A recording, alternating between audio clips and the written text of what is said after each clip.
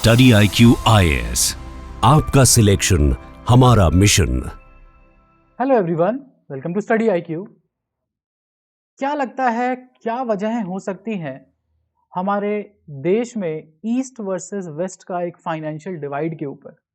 क्यों ऐसा है कि इस देश में सबसे ज़्यादा माइग्रेशन हमारे eastern part of the India से वेस्टर्न या सदर्न पार्ट ऑफ इंडिया में होता है? क्यों एक नॉर्थ वर्सेस साउथ डिबेट से ज़्यादा बड़ी डिबेट है east versus west? Why there are two Indias? इसकी इकोनॉमिक या फाइनेंशियल वजहें क्या है कि यूपी और बिहार के लड़के ज़्यादातर सरकारी नौकरी की तरफ जाते हैं, आईएएस बनने की कोशिश करते हैं या कोई भी सरकारी जॉब को प्रेफर करते हैं? क्यों वहां पे वो एंटरप्रेन्योरशिप डेवलप नहीं हो पाती, इंडस्ट्रियलाइजेशन नहीं हो पाता? और बाय इंडस्ट्री मैं ये नहीं कह रहा कि आप बड़ी इंडस्ट्री लगाओ, मैं ये कह रहा हूं कि वो छोटे लघु उद्योग भी क्यों नहीं चलते? क्यों आज भी सबसे प्रोमिनेंट समस्या हमारे eastern part of the world में, eastern part of the India में, जैसे यूपी, बिहार, बंगाल, झारखंड, उड़ीसा, सबसे बड़ी समस्या अनएम्प्लॉयमेंट की है? क्यों है ये प्रॉब्लम? कहां हमारे इकोनॉमिक स्ट्रक्चर में कमी आ रही है? तो बड़ी बड़ी बातें करना और एक रफ एस्टिमेट देना तो ठीक है, but let's, being an student of economics, हम लोग बात करते हैं थोड़ा एविडेंस और फैक्ट के साथ, और थोड़ा कंपेयर करने की कोशिश करते हैं कि कैसे क्रेडिट गैप मतलब कि जितना क्रेडिट का डिमांड है उससे कितना दूर है हमारा क्रेडिट, या जितना सेविंग्स दिया जा रहा है उसका कितना पार्ट एज लोन वापस आ रहा है लोगों के पास। कि भाई अगर आप लोन देंगे तभी तो इन्वेस्टमेंट बढ़ेगा और तभी तो लोग नई उद्योग, लघु उद्योग लगा पाएंगे। क्या सिर्फ बड़े उद्योगपतियों को ही लोन देना सही है, या फिर छोटे छोटे MSMEs को भी लोन का हिस्सा ज़्यादा मिलना चाहिए? और लेबर इंटेंसिव होने की वजह से एम्प्लॉयमेंट अपॉर्चुनिटीज भी यही MSMEs क्रिएट करते हैं। तो इसी के ऊपर एक चर्चा करते हैं। वेलकम एवरीवन, मेरा नाम है Rishabh, I am your economics optional faculty. बात करते हैं इंडिया के क्रेडिट गैप के बारे में, यानी लोन गैप के बारे में, और समझते हैं कि क्यों यूपी और बिहार डेवलपमेंट में लैग करता है। वो एक रफ बातें नहीं करेंगे कि ये सिविक सेंस और ये वो, ये नहीं, हम फैक्ट बेस्ड बात करेंगे, नंबर्स क्या बताते हैं उसके बारे में। तो लेट्स टॉक अबाउट दैट कि ग्रोथ पैराडॉक्स की बात करते हैं हम लोग। तो देखो, हम लोग को मालूम है कि India fastest growing major economy of the world है, हम ये मत मालूम है, ठीक है? 7.5% के आसपास की ग्रोथ, 7.4% के आसपास की ग्रोथ है फाइनेंशियल 26 में। ये हमारा स्ट्रॉन्ग इकोनॉमिक बैकग्राउंड दिखाता है। लेकिन आप ये भी देखो ना कि बैंकिंग हेल्थ भी बेहतर हुई है। हमारा ग्रॉस एनपीए 2.2% है। अब सवाल आपसे है कि ग्रॉस एनपीए क्या होता है, और अगर आपको एनपीए नहीं पता तो कमेंट करो, we will talk about it. एक वीडियो बनाता हूं मैं एनपीए के ऊपर।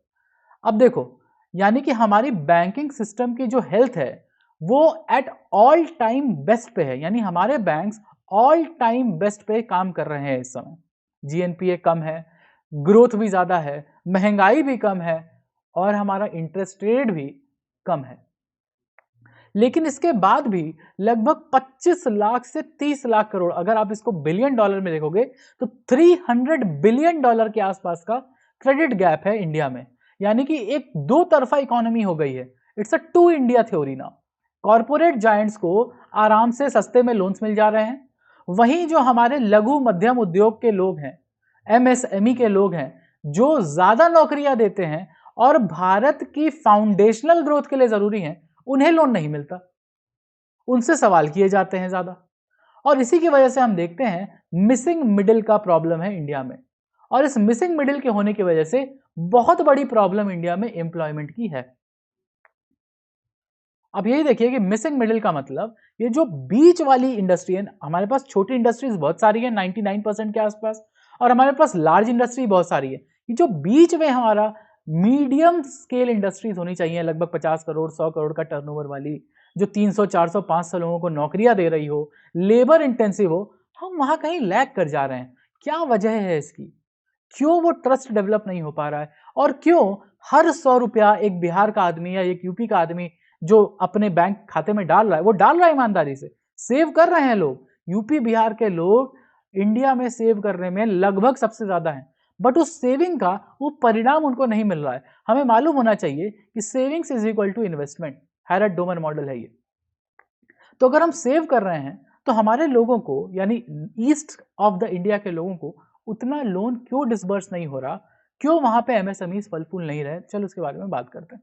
तो देखो माइक्रो और स्मॉल इंटरप्राइजेस की अगर बात करें, सबसे ज्यादा एक्सक्लूजन इन्हीं का है, डीपेस्ट एक्सक्लूजन, क्योंकि बॉटम ऑफ द पिरामिड में सबसे ऊपर है टॉप कॉर्पोरेट्स और सबसे नीचे है हमारे स्मॉल एंड माइक्रो इंटरप्राइजेस।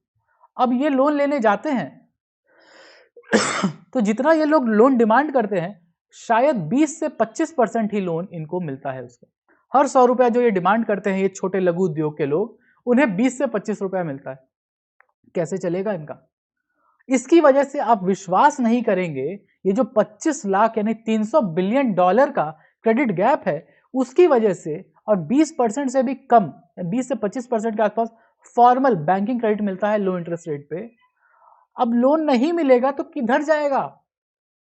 तो फिर यही लघु उद्योग के लोगों को इनफॉर्मल यानी लोन शार्क्स, मनी लेंडर से हाई इंटरेस्ट रेट पे, मतलब interest rate as high as 25 to 35%, 30% के ब्याज पे लोन लेना पड़ता है।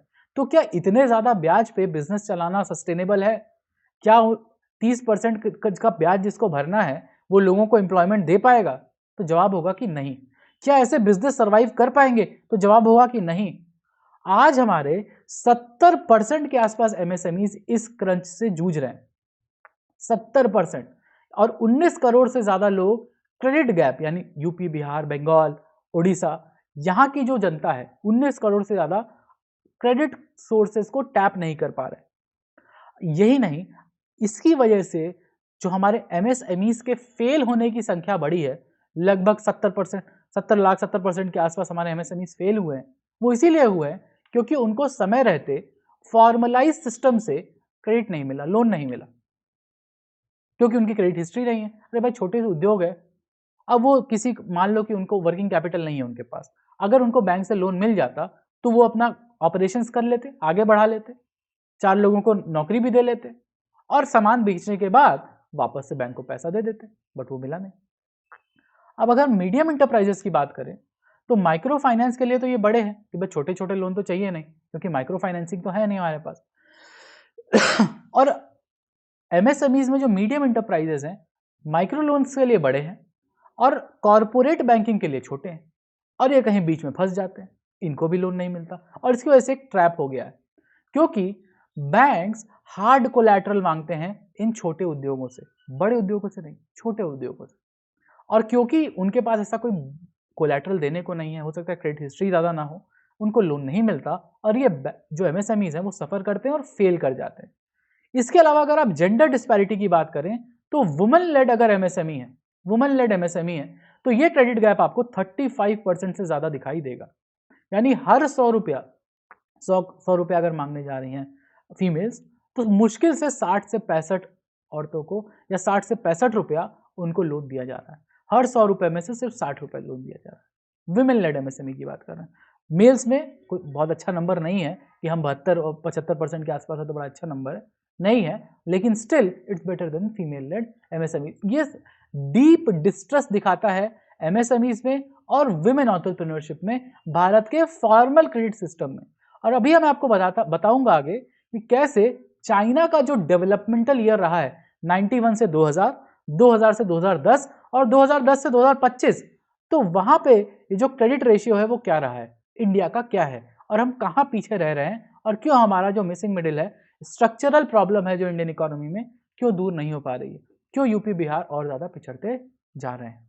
बट उस पर बढ़ने से पहले let me remind you again कि हमारा इकोनॉमिक्स ऑप्शन का फरवरी बैच ओरिएंटेशन सेशन हो गया है। अगर आपको एक आसान ऑप्शन चाहिए जो 300 प्लस आने में आपको हेल्प करता है, और साथ ही साथ आपको ये हेल्प करता है कि आप एक लॉजिकल रैशनल आदमी बने, एक रैशनल ऑप्शन लें जिसमें आपको रटना नहीं है, मेमोराइजेशन नहीं है, खासकर अगर आप बैकग्राउंड इकोनॉमिक्स बैकग्राउंड से हैं, आप कॉमर्स बैकग्राउंड से हैं, आप इंजीनियरिंग बैकग्राउंड से हैं, और आप साइंस बैकग्राउंड से हैं, तो इन सब बैकग्राउंड के लिए ज़्यादा बढ़िया ऑप्शनल है एक इकोनॉमिक्स ऑप्शन, क्योंकि टेक्निकल ऑप्शनल में आपको मार्क्स भी ज़्यादा मिलते हैं। ठीक है, तो हमारे फरवरी बैच में एडमिशन्स चालू हैं और ये क्लोज होंगे 1 मार्च को। 1 मार्च से पहले इसमें एडमिशन लीजिए और यूज करो code HS Live so that you get maximum discount. Go for the platinum batch. और ओवरऑल एडमिशन या कौन सा ऑप्शन लें, ऐसे मैंने वीडियोस बनाए हुए हैं आपके लिए कि क्यों आपको ऑप्शन लेना चाहिए, what are the benefits of economics optional, वो सब वीडियोस आप देख सकते हैं। उसके बाद भी अगर कोई डाउट है तो reach out to me on Telegram और इंस्टाग्राम ऑन हिपोनॉमिक्स और write to me on rishabh.singh@studiiq.com। Go for the platinum batch क्योंकि इसमें आपको मेंटरशिप मिलती है और साथ ही साथ मिलती है एक एडवांस लेवल टेस्ट सीरीज जो आपको मेंस रेडी करेगी। ठीक है, तो अब हम पढ़ाई की तरफ बात करते हैं। अब हम डाइवर्जेंस की बात करते हैं। यहाँ हम बात करेंगे इंडिया वर्सेस चाइना की। आपको लग रहा होगा कि अरे क्रेडिट गैप नहीं है तो नहीं होगा उनके पास काबिलियत लोन लेने का, क्यों देगा बैंक। बट किसी भी इकोनॉमिक स्टोरी, इकोनॉमिक सक्सेस, उस ग्रोथ की स्टोरी के पीछे formal credit, policy led, government led formal credit का हिस्सा होता है। चाइना की अगर बात करोगे ना तो 1990 से 2000 तक अगर देखा जाए तो बोथ इंडिया में और चाइना में दोनों में जो फॉर्मल क्रेडिट का पेनिट्रेशन था वो लगभग 30% के आसपास था। बट फिर 90s में तो इंडिया ने भी रिफॉर्म किया और 70-80 में चाइना ने रिफॉर्म किया था। बट 1990s के बाद चाइना ने एक उड़ान ली और आप ये देखिए जब चाइना के 10% से ज्यादा ग्रोथ हो रही थी, यानी 2000 से लेकर 2010-12 तक, वहां पे चाइना का क्रेडिट रेशियो मालूम है कितना था? 120%। यानी हर 100 रुपया जो चाइना के बैंक्स में जमा हो रहा था उससे 20 रुपया ज्यादा वो लोग लोन दे रहे थे ताकि इकोनॉमी और तेजी से बढ़े और तेजी से बढ़े और इन्वेस्टमेंट हो। इंडिया में मालूम है कितना था उस टाइम पे? मालूम है? आप विश्वास करेंगे? 40% अप्रोक्स। 2013 से 2020 तक हम देखते हैं कि चाइना का जो ये ग्रोथ है, ग्रोथ रेट है, क्रेडिट रेशियो है, वो अप्रोक्सीमेटली 150% रहता है। हर मतलब समझो कि हर 100 रुपया जो उनके बैंक में जमा हो रहा है उससे 1.5 गुना ज्यादा वो लोन दे रहे हैं ताकि इकोनॉमी और तेजी से ग्रो कर रही हो, और ज्यादा इन्वेस्टमेंट हो, और ज्यादा लोग उद्योग लगाएं, एंटरप्रेन्योर बने, रिस्क ले, सिर्फ सरकारी नौकरी के पीछे ना भागे। और आज का समय अगर देखा जाए 2025 से 26 तक और 2013 से 20 तक में इंडिया में एक एनपीए की प्रॉब्लम भी हुई। और एनपीए की प्रॉब्लम हमारे छोटे उद्योगों से नहीं हुई थी, बड़े कॉर्पोरेट लोन्स के डिफॉल्ट की वजह से हुई थी। और आज का अगर देखा जाए 2025-26 में तो इंडिया का अगर हम क्रेडिट टू जीडीपी रेशियो देखें तो मात्र 55% है। वहीं अगर हम चाइना के बारे में बात करें ना, सेविंग्स रेशियो, तो इट इज अराउंड 180%। 180%। सोच के देखो आप इस बात को। तो अगर हम और अपडेट कर लें अपने क्रेडिट जीडीपी को तो हम लगभग 80% के आसपास हैं। हर 100 रुपये हम savings deposit ratio, credit to deposit ratio की बात करें, CD रेशियो की, तो हर 100 रुपया जो जमा होता है उससे हम लगभग 80 रुपए का लोन दे देते हैं। बट इसमें भी एक डिवाइड है और वो डिवाइड हम देखेंगे। अब टेल ऑफ टू इंडियाज देखो, तो अगर हम एक इमेजिनरी लाइन खींच दें ना, ईस्ट वर्सेस वेस्ट का जो डिवाइड के बारे में हम बात कर रहे थे, तो अगर हम एक इमेजिनरी लाइन खींच दें यहां से, ऐसा कुछ, ये देखो, लाइक दिस, ठीक है। तो ये लाइन इंडिया को एक तरह से डिवाइड करती है और ये दिखाती है कि जो ईस्टर्न पार्ट ऑफ इंडिया है वहां का क्रेडिट रेशियो, अगर बात करोगे, क्रेडिट रेशियो का मतलब क्रेडिट टू डिपॉजिट रेशियो, हर 100 रुपए में अगर डिपॉजिट हुआ, 100 रुपया सेव हुआ, तो उसका कितना परसेंट आगे बढ़ा। तो ये जो हमारे सदर्न स्टेट है या वेस्टर्न स्टेट है ना, वेस्टर्न या सदर्न स्टेट जो है वहां पे ये नंबर 90% से ज्यादा है। यानी हर 100 रुपए में 90 रुपए से ज्यादा लोन मिल रहा है। अभी सुनो अभी बात पूरी। अगर हम यही चीज अपने ईस्टर्न पार्ट की बात करें तो वहां ये नंबर घट करके 50% से भी कम रह जाता है, अराउंड 49%। और सुनो, अगर हम टॉप 2 स्टेट्स की बात करें जहां क्रेडिट डिपॉजिट रेशियो 100 से भी ज्यादा है, वो है आंध्र प्रदेश। और आप देख भी रहे होंगे कि आंध्र प्रदेश में डेवलपमेंटल, रीजनल डेवलपमेंट और कैपिटल इन्वेस्टमेंट सबसे ज्यादा है, चाहे हैदराबाद की बात कर लो चाहे किसी की। तो आप देखोगे कि आंध्र प्रदेश में credit to deposit ratio is around 140, 140 है। यानी हर 100 रुपया जो आंध्र प्रदेश में जमा के लोग जमा कर रहे होंगे उसके बदले 140 मिल रहा है। आप बिहार आ जाओ, बिहार में लोग 100 रुपया जमा करते हैं, उसके बदले उनको 51 से 52 रुपीज का लोन मिलता है। ये मेरा नंबर नहीं है, ये सिडबी का और खुद बिहार सरकार का नंबर है, इकोनॉमिक सर्वे का। यानी कि बिहार के लोग जो पैसा जमा करते हैं वो कहीं ना कहीं आंध्र प्रदेश, तमिलनाडु, महाराष्ट्र, गुजरात ऐसे स्टेट्स के डेवलपमेंट में जाता है, क्योंकि बिहार के लोगों को उन्हीं के सेविंग्स की सेव किए हुए पैसों का एक्सेस थ्रू लोन्स नहीं मिलता। अब आप खुद सोच के देखिए ना, 100 रुपये बिहार में जमा हो रहा है और 100 रुपये मान लो आंध्र में जमा हो रहा है, और बिहार के लोगों को 100 रुपये का 85 मिल रहा है और आंध्र के लोगों को 100 का 140 मिल रहा है। तो जो एक्स्ट्रा 40 रुपया मिल रहा है आंध्र प्रदेश में, वो कहाँ से आ रहा है? कहीं से तो आ रहा है ना। तो जो सर्कुलर इकोनॉमी घूम रही है इधर उधर, उससे ये पता चलता है कि बिहार के लोग जो पैसा जमा कर रहे हैं, यूपी के लोग जो पैसा जमा कर रहे हैं, instead of that money being used for the development, entrepreneur development of Bihar, कि बिहार के लोगों की औद्योगिक शक्ति बढ़े, वो कहीं और जा रहा है। या उड़ीसा, अब बिहार का नंबर तो फिर भी ठीक है, आप उड़ीसा का नंबर लीजिएगा अगर, तो इट्स अराउंड 48, यानी हर 100 रुपए में वहां पे मात्र 48 रुपया का लोन दिया दे पा रहे हैं। और इस लोन में भी ज्यादा लोन पर्सनल लोन है कि भाई फ्रिज, टीवी, एसी खरीदने का लोन, डेवलपमेंट का नहीं, एंटरप्रेन्योर डेवलपमेंट का लोन आपको कम दिखाई दे रहा है। और इसीलिए आप देखे होंगे कैपिटल फ्लाइट, कि बिहार और झारखंड से जो कैपिटल है, जो सेविंग्स है लोगों की, वो कहाँ जा रही है? बिहार और झारखंड से उठ के ये सेविंग्स जा रही है कहीं ना कहीं वेस्ट में, महाराष्ट्र में, तमिलनाडु में, आंध्र प्रदेश में, कर्नाटका में। यानी यही बिहार के लोग सेव यहाँ कर रहे हैं और फिर कमाने कहीं और जा रहे हैं और फिर वहीं का डेवलपमेंट हो रहा है। आगे देखो अगर, तो हम वर्ल्ड गार्डन्स और पब्लिक गुड्स की बात करते हैं, यानी चाइना मॉडल और इंडिया मॉडल की बात करते हैं। चाइना मॉडल है प्राइवेट सुपर एप्स जैसे अलीपे, वी चैट वगैरह वगैरह। इंडिया में एक डिजिटल पब्लिक इंफ्रास्ट्रक्चर की बात होती है कि government policy led digital infrastructure, which is a good thing. ये एक अच्छी चीज है। अब ऐसा क्यों करना पड़ा?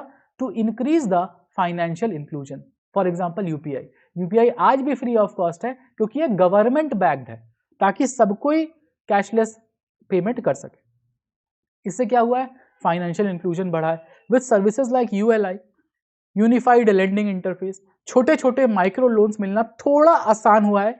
इसीलिए जो हमारा क्रेडिट टू डिपॉजिट रेशियो 55% के आसपास था 2014-14 में, वो बढ़ करके 82% हो गया। It's a good number, but still less than 100। और खासकर जो हमारे पिछड़े राज्य हैं, यूपी, बिहार, उड़ीसा, बंगाल, वहां पे क्रेडिट डिपॉजिट रेशियो 50% के आसपास ही रह जाता है average. Big reason to worry. It's a very slow adoption, क्योंकि भाई टेक्नोलॉजी सबको यूज नहीं कर सकता। अगर हम चाइना की बात करें तो ये क्लोज्ड लूप इकोसिस्टम की बात करता है, एक्सट्रीम डेटा कंट्रोल्स और डेटा लेंडिंग के बारे में। यानी कि इसका प्रोज भी है कि एफिशिएंसी ज़्यादा है, स्पीड ज़्यादा है, बट क्योंकि सब कुछ एक ही जगह कंट्रोल्ड है, सर्वर भी एक ही जगह है, एक गवर्नमेंट है, उसका एक ही सर्वर है।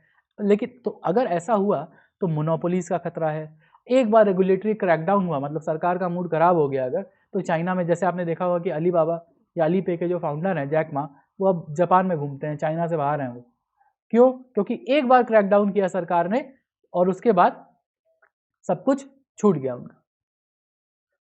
अब हम आगे देखें credit deposit ratio by region, तो मैंने वही कहा कि सदर्न रीजन में अगर देखोगे तो 115 नहीं, हर 100 रुपए में अगर 100 रुपया पब्लिक सेव करती है तो उसके बदले कितना लोन दिया जाता है। तो जितना ज्यादा लोन दिया जाएगा उतना ज्यादा डेवलपमेंट आपको दिखाई देगा। तो आप देख लो, 115 सदर्न में, 90 से ज्यादा वेस्टर्न में, 70% से ज्यादा नॉर्दर्न रीजन में और 50% के मात्र आसपास ईस्टर्न रीजन में। और इसीलिए आपको दिखाई देता होगा the poorest of the state and the most unemployment problem is in the eastern region of the country. Why? Because of lack of capital. Capital नहीं है तो उद्योग धंधे नहीं है, उद्योग धंधे नहीं है तो एम्प्लॉयमेंट प्रॉब्लम है। फिर लोग कहाँ जाते हैं? माइग्रेट करते हैं। कहाँ करते हैं माइग्रेट? उन स्टेट्स में जहां ये क्रेडिट टू डिपॉजिट रेशियो ज्यादा अच्छा है। आप देख लीजिए, साउथ जाते हैं लोग, वेस्ट जाते हैं लोग, नॉर्थ जाते हैं लोग। नॉर्थ में भी कहाँ? दिल्ली, गुड़गांव, नोएडा। समझ में आ रहा है आपको ये बात कि कितना इंपॉर्टेंट है फॉर्मल क्रेडिट का एक्सेस? क्योंकि इनफॉर्मल तो 70% के 30 से 60% के आसपास इनफॉर्मल क्रेडिट पर जाते हैं लोग, लेकिन 30% के ब्याज पे लोन लेना आसान है क्या? वही लोन जो कॉर्पोरेट को 5 से 10% पे मिल जा रहा है, छोटे मध्यम उद्योगों को 30%, 35% पे मिल रहा है। क्या ये अनफेयर एडवांटेज नहीं हो गया? क्या ये भारत की ग्रोथ स्टोरी में एक बड़ा रोड ब्लॉक नहीं है? खुद सोच के देखिए। तो अब हम डीपीआई यानी डिजिटल पब्लिक इंफ्रास्ट्रक्चर की अगर बात करें तो असेट बेस से इंफॉर्मेशन बेस की तरफ जा रहा है, सो दैट हमारे पास डेटा हो क्योंकि data is the new oil. जितना डेटा या information government public policy makers के पास होगा उतना बेहतर टारगेटेड पॉलिसीज अब बना पाएंगे। ये तो भाई सही बात है ना। तो अकाउंट एग्रीगेटर्स हों, ये यूजर्स को इंस्टेंटली वेरीफाई करता है फाइनेंशियल डेटा से। यानी दुनिया मतलब भारत में आप कैसे स्पेंडिंग कल्चर है आपका, तो यूपीआई स्पेंडिंग आपकी कैसी है, आप छोटे मोटे जो लोन लेते हैं कब कैसे वापस करते हैं, तो आपकी सारी फाइनेंशियल एक्टिविटीज को एक साथ कैलकुलेट करता है सो दैट आपके पास एक लमसम क्रेडिट हिस्ट्री हो। क्योंकि भाई लोन लेने के लिए क्रेडिट हिस्ट्री चाहिए ना, तो आपके स्पेंडिंग, एक्सपेंडिचर और लोन और इन्वेस्टमेंट उन सब को ट्रैक करता है एक वेरीफाइड शेयर्ड फाइनेंशियल डेटा से, जीएसटी से, बैंक स्टेटमेंट से वगैरह वगैरह। और इसकी वजह से लगभग 1.67 लाख करोड़ का लोन डिसबर्समेंट हुआ है, इसीलिए हम 82% तक पहुंचे हैं ओवरऑल। बट इसका फायदा ज्यादातर कहां हुआ है, south and west of the country को, not the east of the country, जो अभी भी हमारा प्राइम पेन पॉइंट है। कैश फ्लो लेंडिंग की अगर बात करें तो loans are based on revenue rather than collateral. मतलब कि अगर आपकी कंपनी है जो कुछ रेवेन्यू, मान लो 100 करोड़ का रेवेन्यू कर 10 करोड़ का रेवेन्यू कर रही है, तो उसके लिए कोलैटरल देने की जरूरत नहीं है आपको। आपका revenue statement as a collateral या एज अ सिक्योरिटी देखा जाएगा कि हाँ भाई 10 करोड़ का रेवेन्यू कर ले रहा है तो लोन दे देना चाहिए, सो दैट उस 10 करोड़ को आप और आगे ले जा सके। नहीं ले जा पाओगे तो एक प्रॉब्लम है, क्योंकि इंडिया में अभी क्या है, जो छोटे उद्योग हैं वो छोटे रह जा रहे हैं और खत्म हो जा रहे हैं, क्योंकि उनको बड़ा होने के लिए जो क्रेडिट चाहिए वो है नहीं, वर्किंग कैपिटल चाहिए वो है नहीं। इसको दूर करने के लिए सरकार ने कुछ फिस्कल इंटरवेंशंस भी किए हैं 25-26 में, और अब तो इस साल तो बजट में भी इसका खासा आप फोकस देख रहे होंगे। तो अगर हम CGTS MSE की बात करें, क्रेडिट गारंटी है ये मीडियम स्मॉल इंटरप्राइजेस के लिए, माइक्रो स्मॉल इंटरप्राइजेस के लिए, तो लगभग 10 करोड़ तक का loan credit guarantee for micro small enterprises लगभग 5 करोड़ था पहले, अब 10 करोड़ तक का लोन विदाउट कोलैटरल देने को सरकार राजी हो गई। यानी सरकार एज अ गारंटर काम करेगी इन लघु उद्योगों के लिए, कोलैटरल फ्री लोन, आपको सिक्योरिटी की भी जरूरत नहीं है। बट स्टिल 5 करोड़ था तब भी ऐसा नहीं कि बैंक्स जो है डिसबर्स कर रहे थे लोन, ऐसा नहीं था, ठीक है। उसके बाद PM धन धान्य योजना आई है, यानी 100 ऐसे डिस्ट्रिक्ट्स को, 100 डिस्ट्रिक्ट को चिन्हित किया गया है जहां पे क्रेडिट सबसे कम है, क्रेडिट डिपॉजिट रेशियो सबसे कम है, और वहां पे लोन को बढ़ाया जा सके, लोगों को फॉर्मल क्रेडिट सिस्टम का हिस्सा बनाया जा सके, ताकि इंडिया की ग्रोथ स्टोरी का हिस्सा वो बन जाए, खासकर ईस्ट इंडिया। और ज्यादा फोकस कहाँ है PM धन धान्य में, कहाँ पे है, एग्रीकल्चर इंफ्रास्ट्रक्चर को डेवलप करने में, क्योंकि ईस्ट ऑफ इंडिया ज्यादातर गांवों में ही बसता है। इससे क्रेडिट, फॉर्मल क्रेडिट को एब्जॉर्ब करने की कैपेसिटी बढ़ेगी और ज्यादा क्रेडिट हिस्ट्री होगी, यानी फॉर्मल क्रेडिट हिस्ट्री बढ़ती जाएगी। और इसके अलावा ट्रेड्स का मैंडेट, ट्रेड्स यानी ट्रेड रिसीवेबल्स का एक सिस्टम है इंडिया का। जेम पोर्टल जानते हो ना, गवर्नमेंट ई मार्केट प्लेस, तो वहां पे आप जाते हैं और ऑर्डर प्लेस होता है तो आपको तुरंत पैसे नहीं मिलते, लेकिन ट्रेड प्लेटफॉर्म पे आप एक थर्ड पार्टी को वो बिल कर सकते हैं और आपको वर्किंग कैपिटल के लिए पैसा मिल जाएगा। तो जैसे मान लो कि आप हैं एक MSME, ठीक है, और आप गए किसके पास, आपका कोई गवर्नमेंट डिपार्टमेंट है, मान लो मिनिस्ट्री ऑफ फाइनेंस है, इनको आपको कुछ सप्लाई करना है, तो मिनिस्ट्री ऑफ फाइनेंस से आपने कोटेशन दिया, मिनिस्ट्री ऑफ फाइनेंस आपको एक बिल जनरेट कर देगी। इस बिल को लेके आप ट्रेड प्लेटफॉर्म पे जाते हैं, ठीक है, इस बिल को लेके, और इस बिल, मान लो बिल है 10 करोड़ का, तो इस बिल के बदले आपको 8 करोड़ रुपया वर्किंग कैपिटल प्रोवाइड कर दिया जाएगा, 80%, वो डिपेंड करता है पर्सन टू पर्सन जिससे आप लोन ले रहे हैं। तो इस बिल के बदले आपको 8 करोड़ रुपया वर्किंग कैपिटल तुरंत मिल जाएगा। तो इससे क्या है, MSMEs अपना प्रोडक्शन कर पाएंगे, 8 करोड़ को मिल गया और उठा के मिनिस्ट्री ऑफ फाइनेंस को दे देंगे।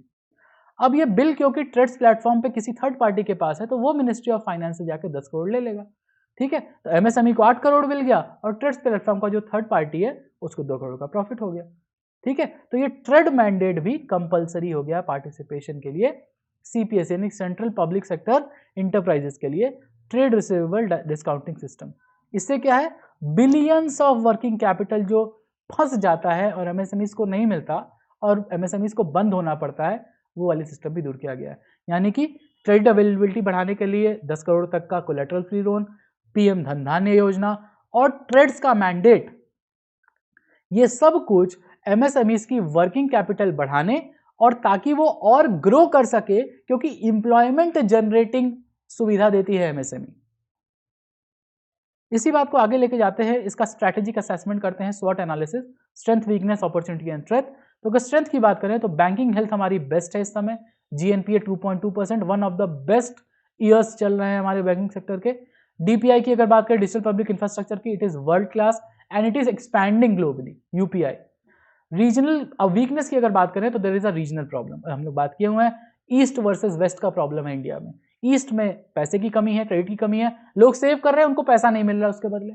वेस्ट में पैसे की कमी नहीं है, और एक कोलैटरल कल्चर है, यानी जो ब्रांच लेवल बैंकिंग है वो अभी भी सिर्फ और सिर्फ फिजिकल असेट्स ही चाहती है कोलैटरल की तरह, और जिसकी वजह से इंडिया की जो ग्रोथ स्टोरी है, जो रूरल ग्रोथ स्टोरी को एकदम एनिमल स्पिरिट्स के साथ आगे बढ़ना था, वो नहीं बढ़ पा रहा। अगर हम अपॉर्चुनिटीज की बात करें और थ्रेट्स की, तो इंडिया में कैश फ्लो लेंडिंग के ऊपर बात की गई है, यानी आपका कैश फ्लो कैसा है, आपके रेवेन्यू कैसा है, आपका एक्सपेंडिचर कैसा है, उसके ऊपर भी आपको क्या मिल सके, लोन मिल सके।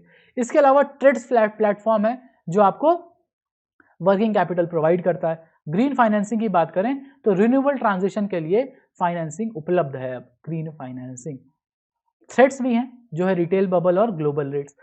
रिटेल बबल ये है कि अनसिक्योर्ड पर्सनल लोन की जो संख्या है वो बढ़ी है, क्योंकि अनसिक्योर्ड लोन बढ़ते हैं तो बैंक्स के ऊपर प्रेशर होता है, बाकी इनकम जनरेटिंग जगहों पे लोन कम दे पाते हैं वो। अरे 100 ही रुपया है ना बैंक के पास, अगर सबको अनसिक्योर्ड क्रेडिट कार्ड पे लोन, क्रेडिट कार्ड का मतलब लोन ही तो है कि आपके फोन खरीदने के लिए, आपको कार खरीदने के लिए लोन मिल गया, तो डिप्रिशिएटिंग एसेट है वो, अनसिक्योर्ड पर्सनल लोन है, अब वो वापस आएगा नहीं, तो बैंक के ऊपर प्रेशर ज्यादा है। तो अगर अनसिक्योर्ड पर्सनल लोन बढ़ेगा तो एमएसएमईज की ग्रोथ के लिए फिर क्या करते हैं, कटौती करने लगते हैं। ये वाली थ्रेट है कि रिटेल बबल फूटेगा तो प्रॉब्लम होगी, कि इंडिया में, दुनिया में सबसे ज्यादा अगर रिटेल लोन कहीं लिया जा रहा है इस समय तो वो इंडिया में लिया जा रहा है, 35-35% के आसपास। पैसा भी नहीं है वापस देने के लिए इतना लोगों के पास, जितना लोग आईफोन खरीदने के लिए लोन लिए पड़े। और ग्लोबली एक प्रॉब्लम भी है कि जो बड़े बड़े कंपनीज हैं, क्योंकि ग्लोबली जो इंटरेस्ट रेट है वो कम है, तो ऐसे बोरोवर्स जो अच्छे बोरोवर्स होते हैं वो इंडिया से बाहर से भी लोन लेते रहते हैं, तो जिसकी वजह से डोमेस्टिक लिक्विडिटी की प्रॉब्लम होती है।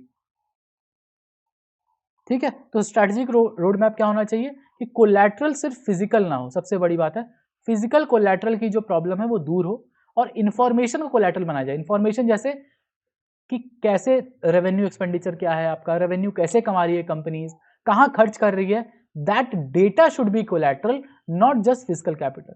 और डेटा कोलैटरल आप करने लगेंगे, इंफॉर्मेशन कोलैटरल करने लगेंगे, तो एक बहुत बड़ा जो अनटैप्ड एमएसएमई का मार्केट है वो खुल जाएगा, और इंडिया की ग्रोथ स्टोरी जो 2030 का हमारा विजन है वो शायद हम और जल्दी और तेजी से प्राप्त कर पाएंगे।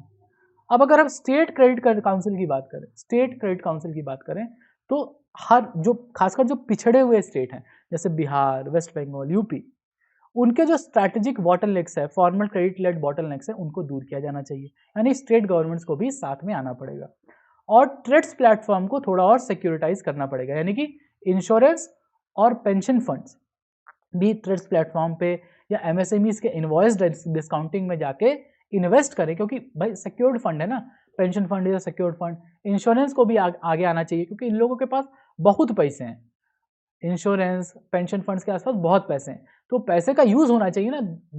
अगर पैसा बंद के बैठ जाएगा और वो घूमेगा नहीं, मनी वेलोसिटी नहीं होगी, तो मल्टीप्लाई नहीं होगा इकोनॉमी में, and that will be a problem. ठीक है, तो बैंकिंग सिस्टम के अलावा भी और बहुत सारे जो कैश पूल्स हैं उसको टैप इन करने की जरूरत है, खासकर पिछड़े इलाकों में। तो अगर 2030 का विजन लेके चलना है आपको, तो access to banking should be number 1, कि फॉर्मल क्रेडिट जितना ज्यादा मिलेगा, जैसे चाइना में 180% है आज के समय में भी, जब सब लोग बोलते हैं कि चाइना की ग्रोथ रुक गई है, तब भी चाइना सेविंग से लगभग 2 गुना क्रेडिट दे रहा है। तो इंडिया क्यों पीछे रहे भाई?